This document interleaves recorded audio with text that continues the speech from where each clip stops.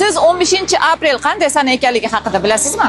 Soliq kodeksiga asosan jismoniy shaxslar tomonidan to'lanadigan mol-mulk hamda yer soliqlari 15-aprel hamda 15-oktyabrga qadar to'lanishi lozim etib belgilangan.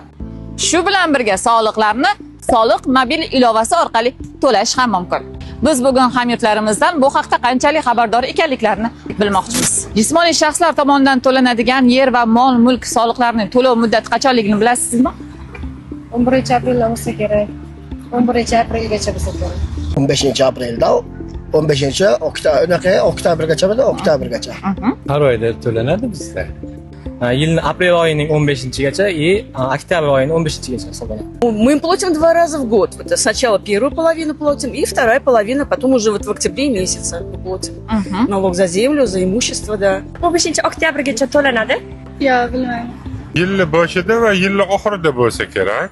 15-apreldan 15-oktyabrgacha. To'g'risi meni xabarim yo'q, chunki uyda dadam soliqlarni o'zlari to'laydilar. 15-aprelgacha. Yer va mol-mulk soliq to'lovlari bo'yicha imtiyozlar haqida ham xabardormisiz? Imtiyozlarni eshitganman, pensionerlarga imtiyoz borligini bilardim. Mol-mulk agar pensionerni bunaqasida bo'lsa, nomida bo'lsa, Yo'q, bu haqida batafsil ma'lumotim yo'q. Bizga masalan pensionerlarga imtiyoz bor. Biz pensionermiz, ayolimman, mana bizga imtiyoz bor. Hozir hech qanday imtiyozga ega emas. Pensionerlarga imtiyoz bor. Soliq to'lovlarini qanday usulda to'laydilar? Hozir turli xil idoralarga borish shart emas, chunki soliqni o'zini ilovasi bor. Shu ilova orqali tez va oson to'lashadi.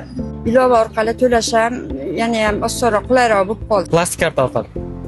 Onlayn. Plastik karta orqali to'laymiz. qaynaklardan to'laymiz. Soliqqa borib, o'sha yerdan to'layman. Soliq ilovasi orqali to'layman. Mobil ilovalar orqali. Soliq to'lovlariga befarq bo'lmang.